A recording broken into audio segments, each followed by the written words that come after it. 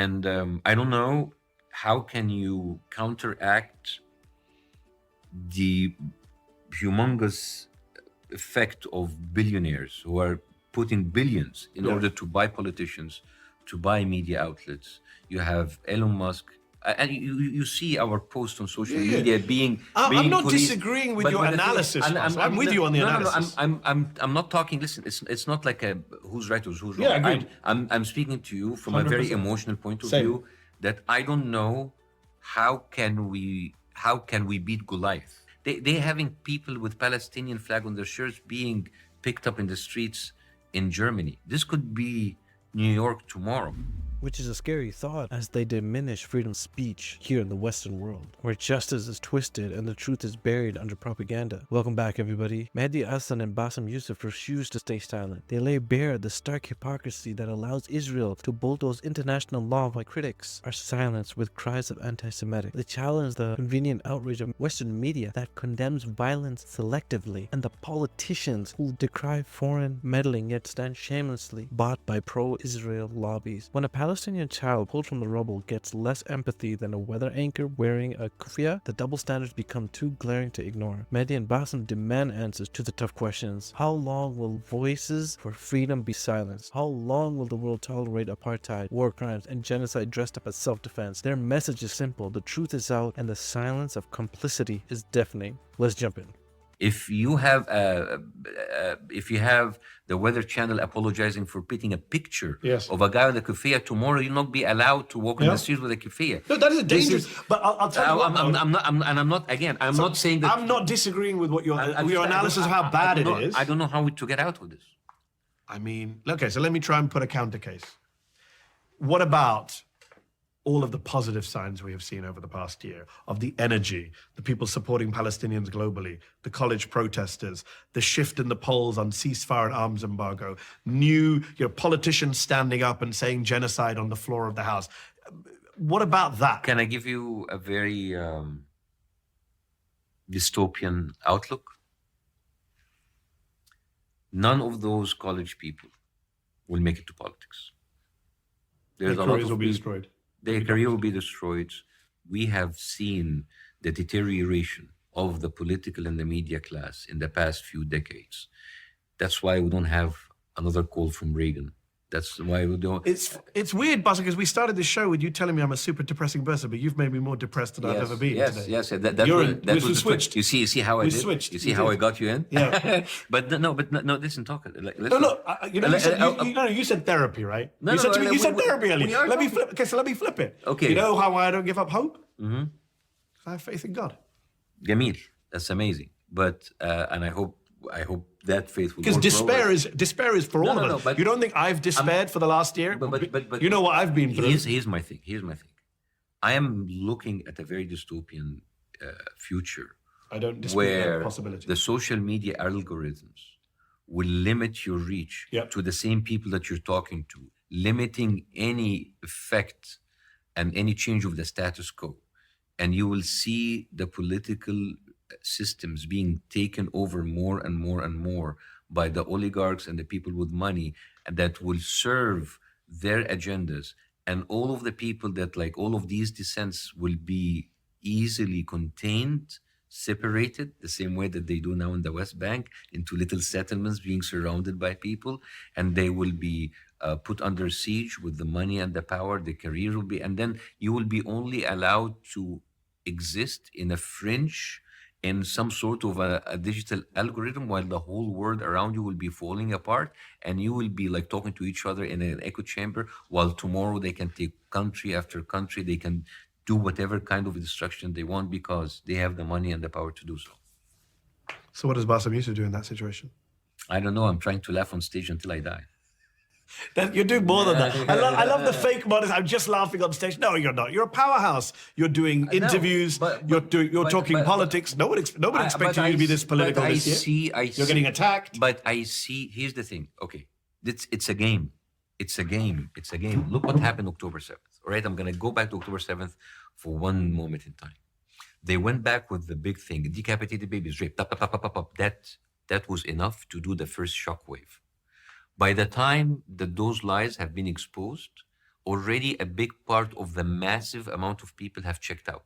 Yes, Because no that's fair. one has been following Gaza for a year. Now they're back to their NFLs. They're back to the NBAs. They're back to their Netflix. They're Yeah, I back made to this the point, entertainment. recently, And then every now and then, when they check in, they will find Jake Tapper, rape.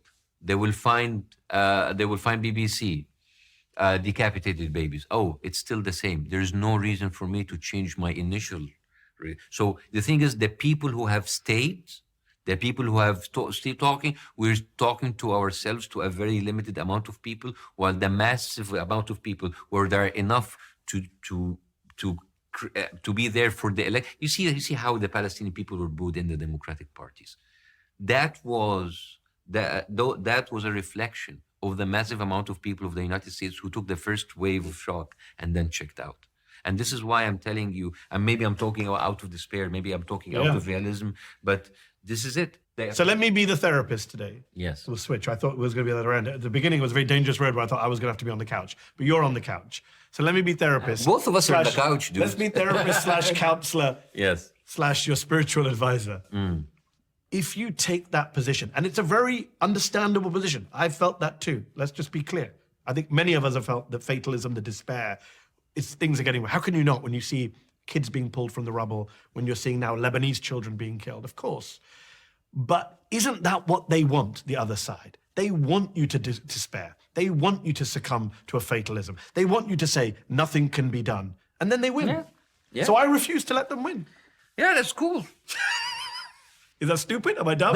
No. I mean, it's I look at South Africa, apartheid. It's never going to end until it ended, right? Until it's done, as the phrase goes.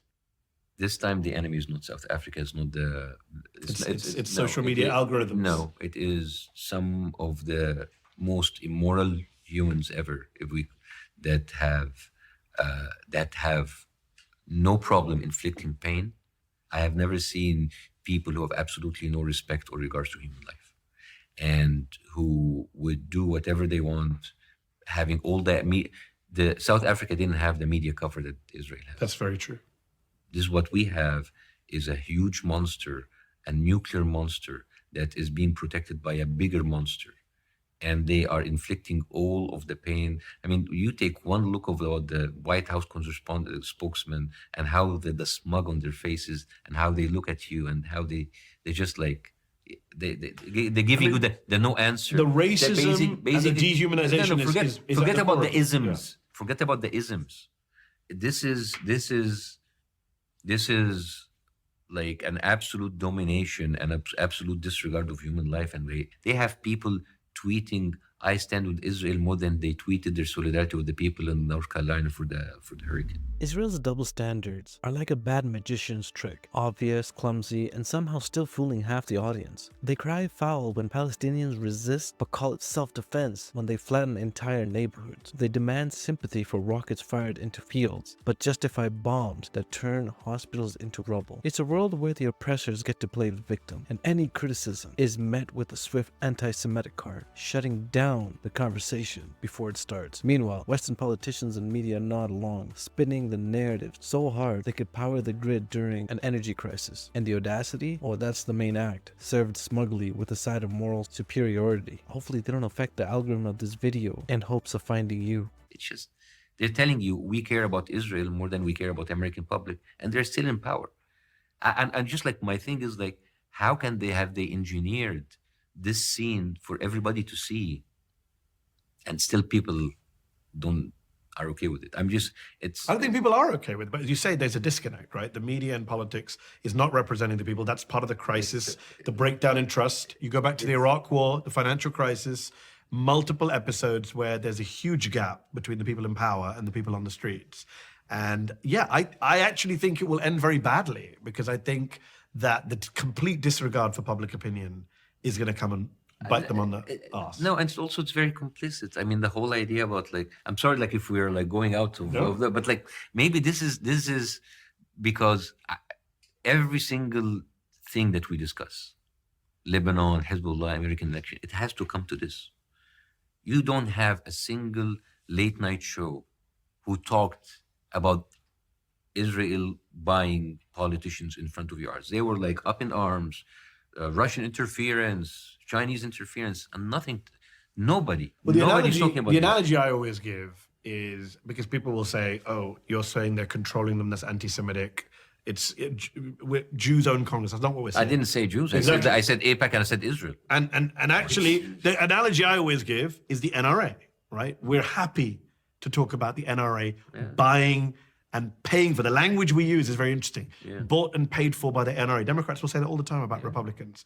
We're very happy to talk about the gun lobby. We're very happy to identify the money.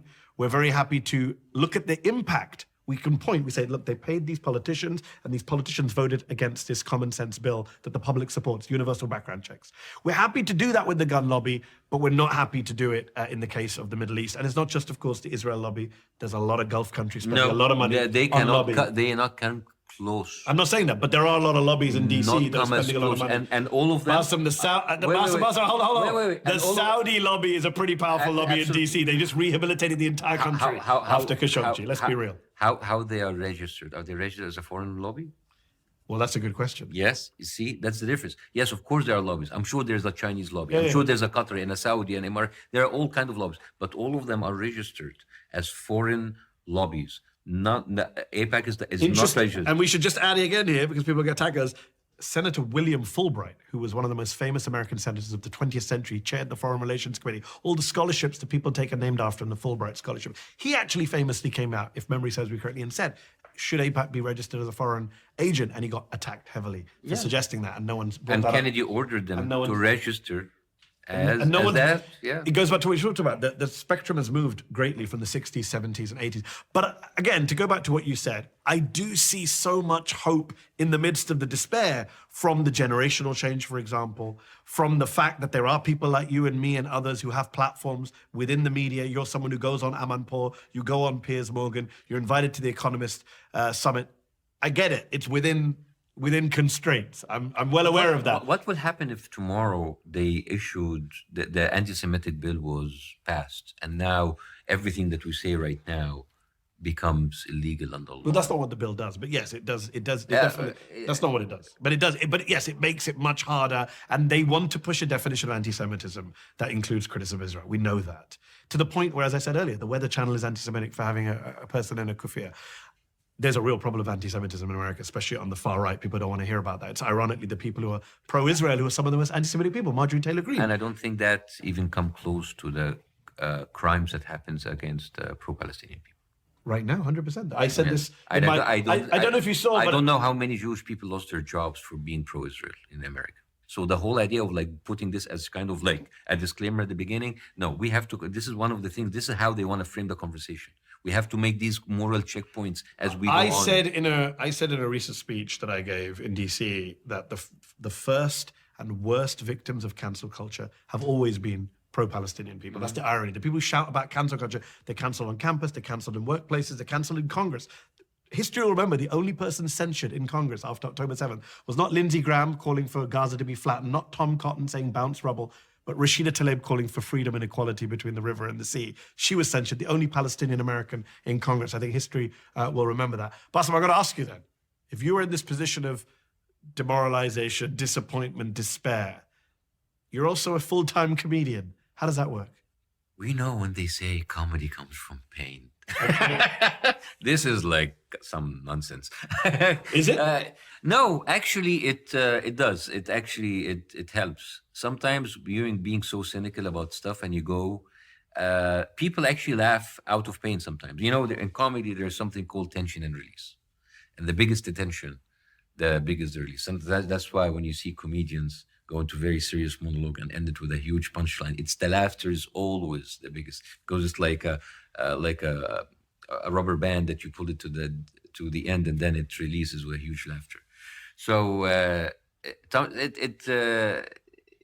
it makes me sometimes it helps with material, but sometimes it's very painful because you have to write jokes while you are actually on a personal level in real life very disenfranchised they were disappointed with what's happening. In the grand theater of modern geopolitics, where double standards take center stage and integrity is left waiting in the wings, the absurdity is almost Shakespearean. AIPAC's invisible foreign agent badge, a comedy routine, writes itself, because apparently lobbying for military aid doesn't count if you're holding a Star of David. And cancel culture? It's not real unless it cancels you for calling for actual freedom. Rashida Tlaib gets censored for freedom and equality, but Lindsey Graham calling for turning Gaza into a parking lot is somehow just passionate? The irony is thick enough to pave roads. But here's the punchline. The system props up the hypocrisy with straight faces, while Bassem Youssef and Mehdi Hassan manage to mine humor from despair. Because in a world, this ridiculous laughter might just be our last weapon of truth, an honest punchline in a play rigged for tragedy. And here on Zees Political Couch, we'll keep pulling back the curtains, exposing the punchlines they don't want you to laugh at. Because in the theater of power, the real jokes stay silent. Don't forget to share, like, and subscribe.